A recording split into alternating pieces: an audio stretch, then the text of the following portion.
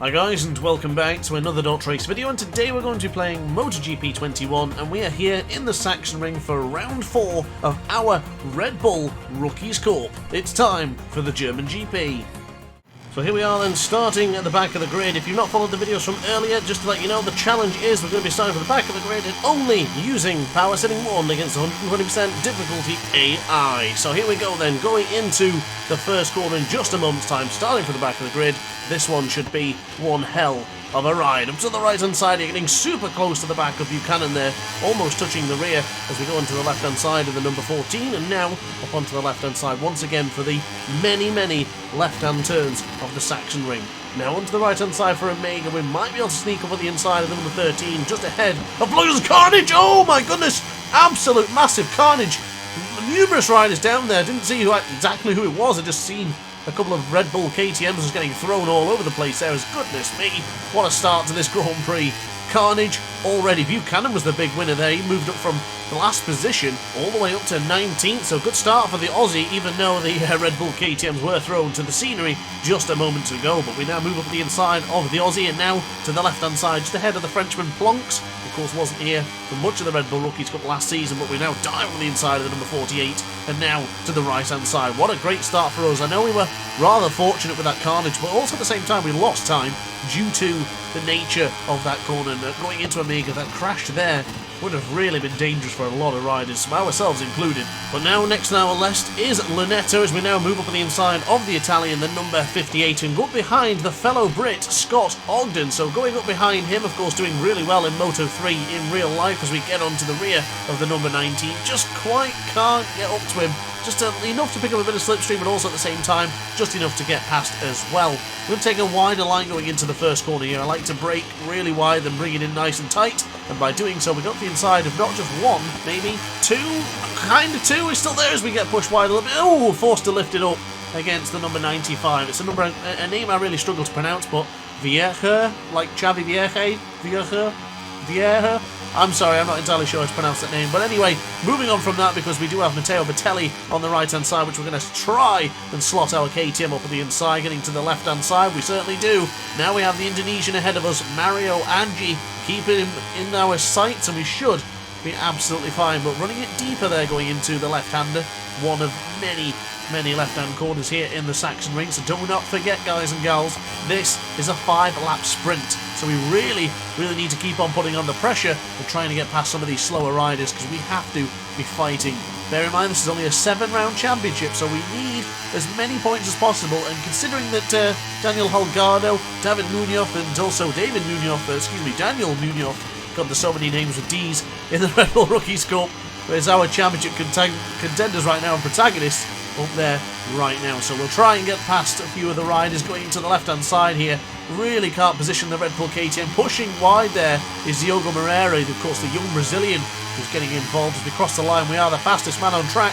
The number 47, Matt Grant, with a 1:30.171. Of course, guys, if you're enjoying this video so far, be sure to hit the like button and consider subscribing for a lot more of this style of content, because I like to do the commentary well, and we like to do some good, fun racing. But to the left-hand side here, I've got a good feeling we might be able to launch him on the inside of maybe Ferrioli for turn 3. Looks like we might have to drive, and we just bring on the power quite early, which we do. And we now have Mihaila just a little bit further ahead of us. He's in 8th place right now, but we'll try and position ourselves in a good spot for the left-hander against the number 21, and we certainly do. The Italian has been budged over as we now go behind David Alonso, the Colombian. Wow, and where are we going to go for the lunge on him? I do feel like we have the speed to win this. Absolutely flying through the pack now as we now go round another rider, the winner in Mugello, of course, the last Grand Prix, which was absolutely fantastic, by the way. If you didn't see it, highly recommend you check it out. As we now go on the right-hand side, up by 0.8 of a second on this lap. We are absolutely charging, and your eyes do not deceive you. We are still on power setting 1. That is how good we are with the Red Bull KTM here in the Red Bull Rookies Cup. We are now up to 5th position. A couple of laps ago, we were dead last. And now onto the left-hand side. Just pay attention to the right-hand side, actually, on the screen. You'll see how much tyre is being used on the left-hand side. But what a fantastic drive we got out of the final corner. Across the line, so 1:28.825. Daniel Holgado had a look around to see who the hell that was charging up the field. And it is me, my friend. It's me. There's an angle on the right hand side. Holgado getting a bit of contact. More contact. All riders down. Munoz went down. Oh, but that's David Munoz. Daniel Munoz. God, there's so many Munoz. Daniel Munoz has gone down. So therefore, the championship is still wide open. I thought that was David Munoz, because the number 64 is, of course, our biggest championship threat, as he's currently the world championship leader for this Red Bull Rookies Cup. But goodness me, that bit of chaos and carnage there really cost us time. We lost a whole second on this particular lap compared to the previous one. But that is the challenge when you're starting so far back. You've got to try and make those moves that would be a little bit aggressive, because you don't have the time. We're on the penultimate lap already, ladies and gentlemen. We have to get on through and try and dethrone Munoz from winning this Grand Prix, or at least getting on the podium, so we can pull back some very valuable championship points. But look at this change of direction here, up on the inside of Holgado, slotting the KTM ahead of him.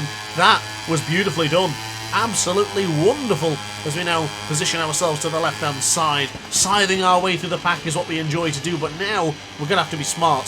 7/10 of a second is the gap to Munoz, hovering around 8/10 of a second. Be smart, be brave on the brakes here into the final corner for the Queckenberg, and hopefully then bring on enough power to pick up a bit of slipstream.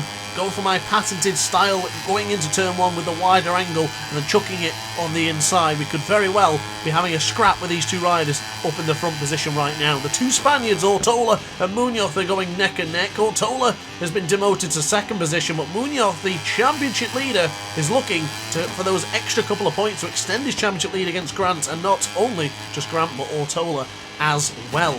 So of course to the right hand side, Omega, we have pulled in at least 3/10 of a second. You better believe we're going to get closer and closer by the end of this lap. You can better believe it. Goodness me, this is piling up the pressure here on both Ortola and Munoz. Who's it going to be? Who's going to crack? Who's going to win?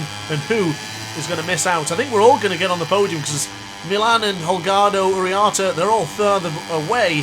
Now it's down to us. Left hand sides are approaching. This is going to be a lot on the left now.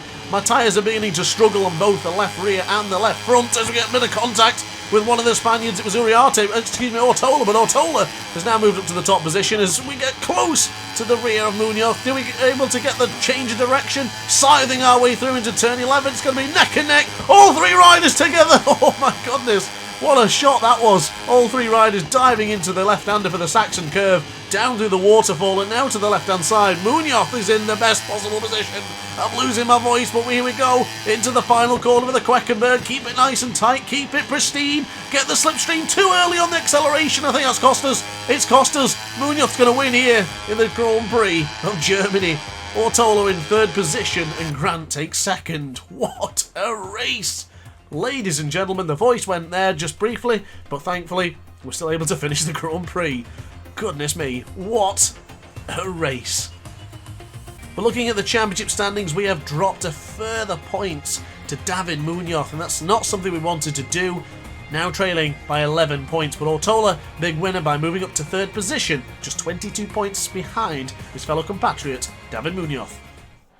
We may have lost points to Munoz, but what we did gain is another podium, and that feels good. It always does, so very pleased to be back on the podium. Second position, it's not that bad. In the Saxon Ring, I do feel we should have won that one, though. I really do.